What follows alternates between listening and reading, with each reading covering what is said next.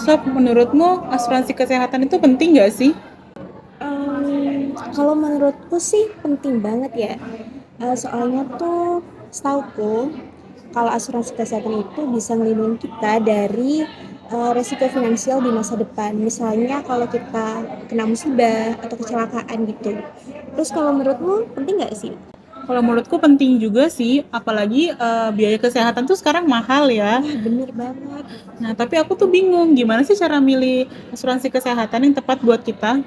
Nah, aku juga masih bingung sih tentang itu. Gimana kalau kita cari agen asuransi kesehatan? Ya, coba kita searching dulu Ya, ya. boleh-boleh.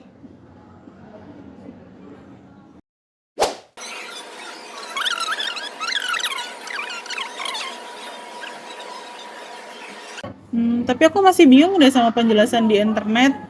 Kalau kamu gimana? Sama aku juga masih bingung sih.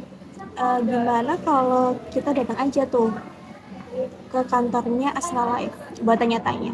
Boleh, kebetulan aku tahu salah satu agen deket sini. Ayo. Boleh. Ayo. A few moments later.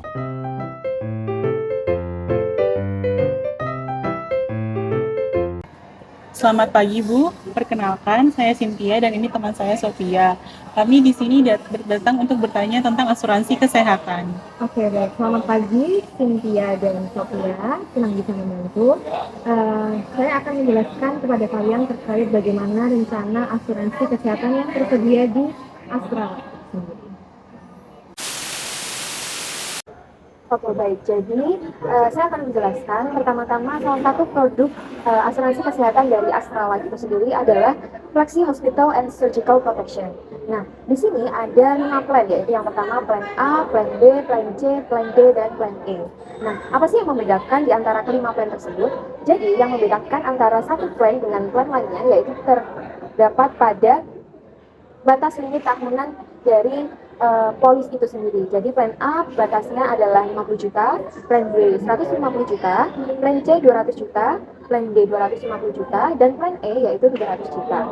Nah, adapun beberapa jenis manfaat asuransi yang dapat digunakan oleh nasabah begitu ya. Yang pertama yaitu ada fasilitas kamar dan akomodasi, yaitu berupa nilai kamar rumah sakit per hari yang ditanggung jika tertanggung menjalani rawat inap. Nah, plan A ini akan dibiayai sebesar 300.000, plan B 600.000, dan seterusnya.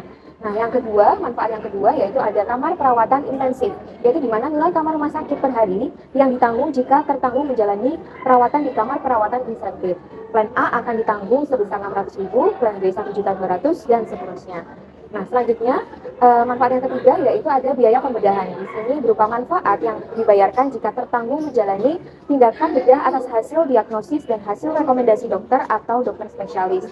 Nah, di mana pembayaran ini sesuai dengan tagihan dengan batas limit yang saya sampaikan di awal tadi, sesuai dengan plan yang akan dipilih oleh nasabah begitu. Nah, kemudian manfaat selanjutnya yaitu ada kunjungan dokter, ada umum dan spesialis. Nah, manfaat ini akan dibayarkan jika tertanggung menjalani rawat inap dan memerlukan pemeriksaan oleh dokter umum dan spesialis.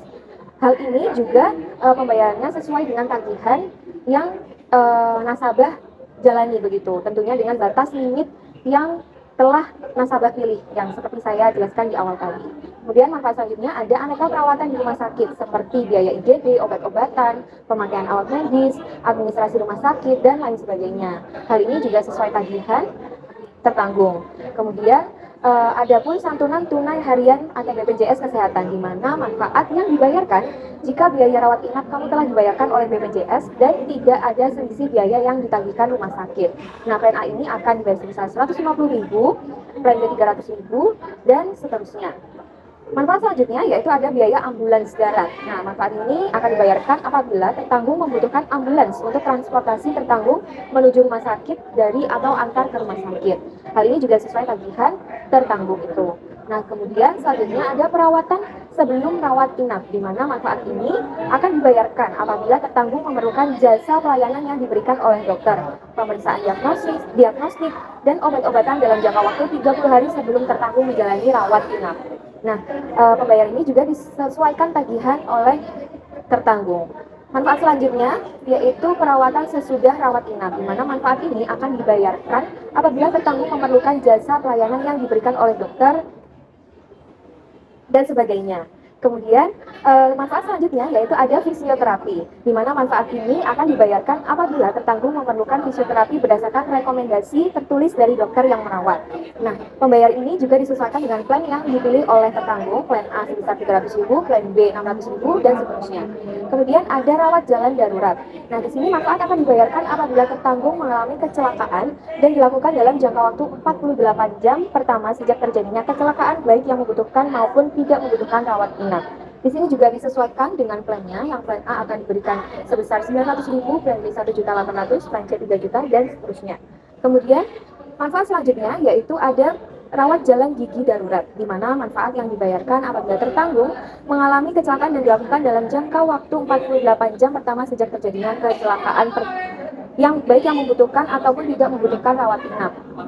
Plan A akan diberikan biaya sebesar 600.000, plan B 1.200.000, dan seterusnya. Kemudian, adapun manfaat lain yaitu perawatan kanker rawat jalan dan perawatan cuci darah atau dialisis yang akan dibayarkan sesuai dengan tagihan tertanggung. Nah, jadi seperti itu kurang lebih gambaran umum dari salah satu produk asuransi dari kami. Nah, kira-kira dari Cynthia dan Sophia, apakah ada pertanyaan? Saya ada yang mau ditanyain. Bagaimana ya kalau misal saya tuh dirawat di kamar yang biayanya tuh melebihi jumlah maksimal tanggungan yang saya miliki? Oke, itu pertanyaan bagus. Jadi, jawabannya jika biaya kamar rawat inap ini nantinya melebihi dari jumlah maksimal tanggungan yang Anda miliki, maka Anda perlu membayar kelebihannya sendiri, Sophia. Oh, jadi nanti perusahaan asuransi itu akan membayar jumlah maksimal tanggungan yang telah ditentukan dalam polis tersebut ya? Iya, betul. Jadi kami akan membayar hingga jumlah maksimal tanggungan yang Anda pilih dalam polis asuransi Anda. Namun, jika biaya melebihi jumlah tersebut, maka Anda harus menanggung kelebihannya. Baik-baik. Kalau dari saya sudah tidak ada pertanyaan, Bu. Untuk ini sekarang kami akan memikirkan lagi premi apa yang kami akan pilih. Oke, terima kasih banyak Sophia dan Cynthia atas kunjungannya. Terima kasih Bu atas bantuannya. Terima kasih.